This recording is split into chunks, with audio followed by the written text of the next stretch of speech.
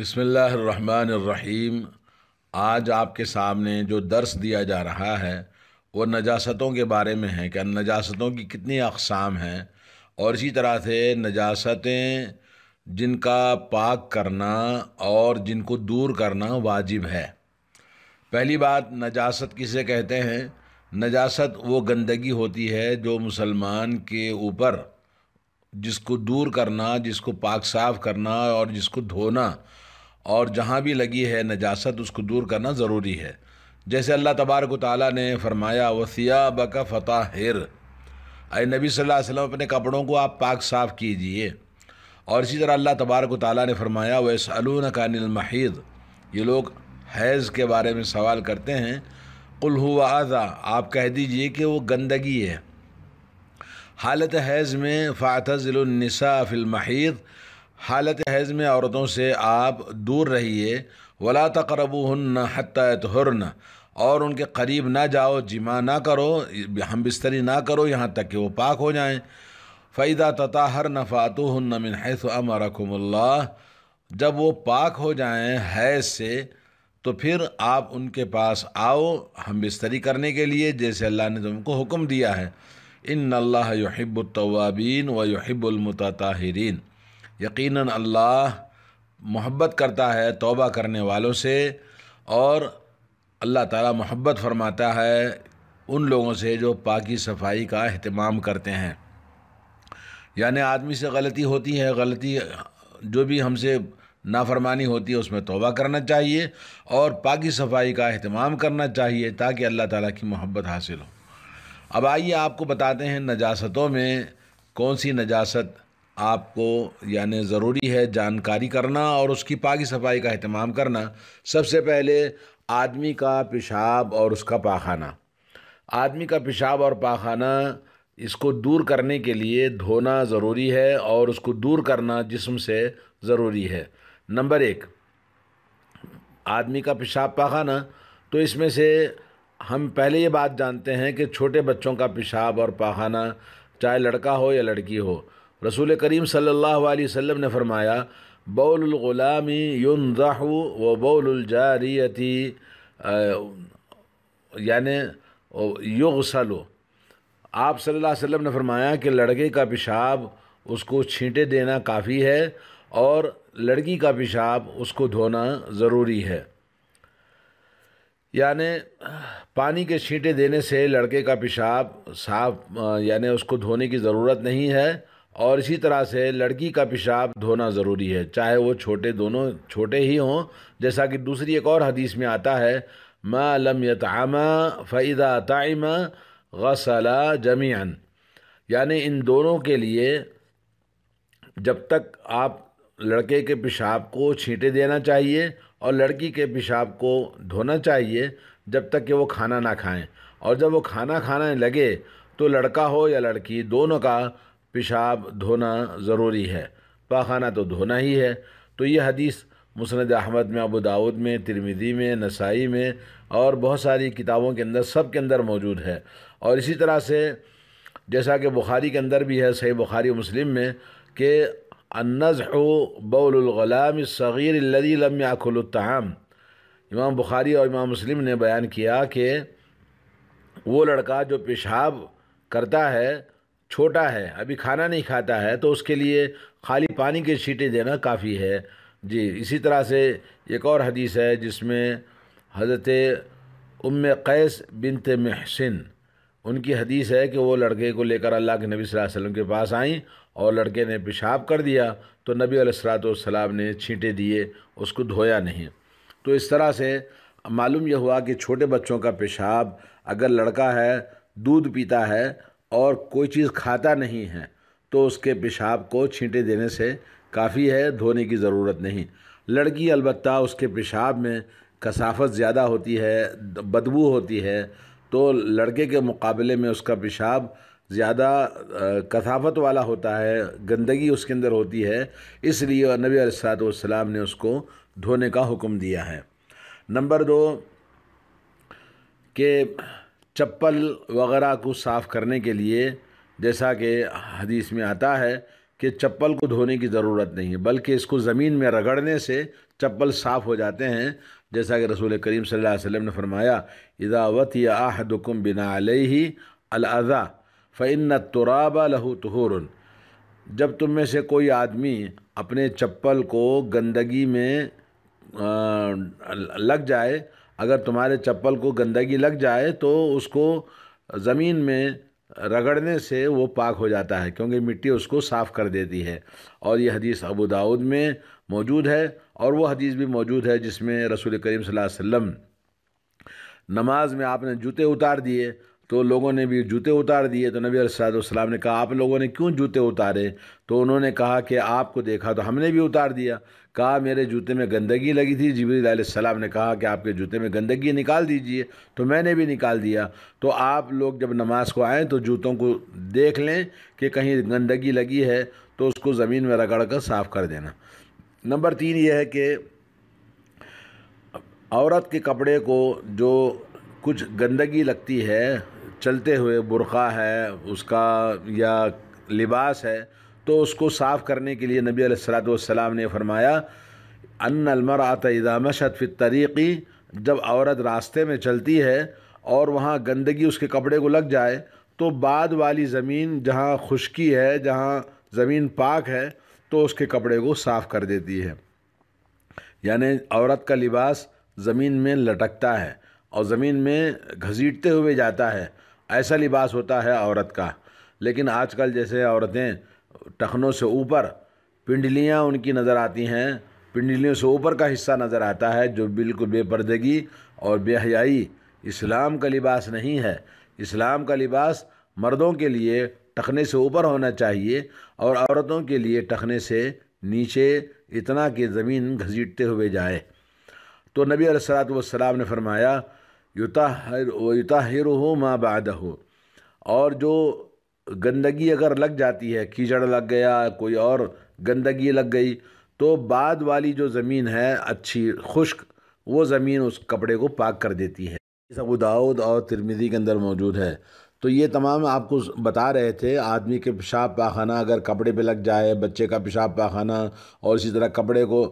جوتے کو پیشاب پاخانہ لگ جائے یا زمین کو پیشاب پاخانہ لگے۔ نمبر 3 یہ ہے کہ زمین کو اگر پیشاب لگ پڑ گیا یا زمین کو پیشاب کسی نے پاخانہ کر دیا تو اس صورت میں کیسے اس کو صاف کرنا۔ اسی طرح سے بستر وغیرہ کے اندر، تو یہاں پر اگر پاخانہ لگا ہوا ہے تو اس کو دور کرنا اور پھر اس کے بعد اس پر پانی ڈال کر صاف کرنا ضروری ہے۔ البتہ پیشاب کے لیے اگر زمین پر پیشاب لگا ہوا ہے یا بستر پر پیشاب لگا ہوا ہے تو ایسی صورت میں زیادہ پانی ڈال کر اس کو خشک کرنے سے وہ صاف ہو جاتا ہے، جیسا کہ اس بدو اعرابی کا قصہ جو نبی کریم صلی اللہ علیہ وسلم کے موجودگی میں مسجد میں پیشاب کر دیا۔ نبی علیہ السلام موجود تھے، صحابہ بھی موجود تھے، صحابہ کرام نے اس کو ہڑبڑایا، بولے روکا، لیکن نبی علیہ السلام نے فرمایا چھوڑ دو، جب اس نے پیشاب شروع کر دیا ہے تو پھر اس کو روکنا مناسب نہیں ہے۔ وَأَحْرِقُوا عَلَى بَوْلِهِ سِجِلًّا مِّن مَّاءٍ أَوْ ذَنُوبًا مِّن مَّاءٍ، آپ نے فرمایا کہ اس کے پیشاب پر ایک بالٹی یا ایک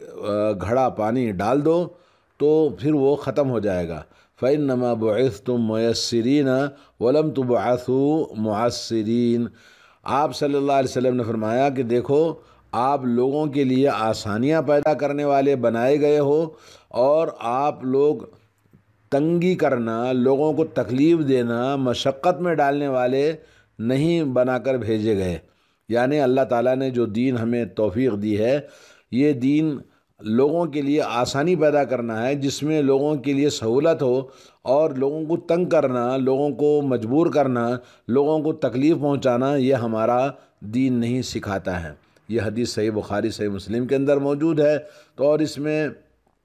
اس بات کی طرف اشارہ ہے کہ پیشاب یا پاخانہ لگ جائے تو کیسے صاف کرنا چاہیے، اور اگر پیشاب ہے تو پیشاب کے اندر پانی زیادہ ڈال دیں تو بعد میں خشک ہو جاتا ہے تو وہ اس کا اثر ختم ہو جاتا ہے۔ باقی استنجا کے کیا احکام ہیں انشاءاللہ آگے آپ کو بتائیں گے۔ آدمی کے پیشاب اور پاخانے کے بعد میں نمبر 2 آتا ہے عورت کا حیض۔ اس کو کیسے صاف کرنا چاہیے؟ نبی علیہ الصلوۃ والسلام نے فرمایا اس کو پانی سے رگڑ کر دھونا،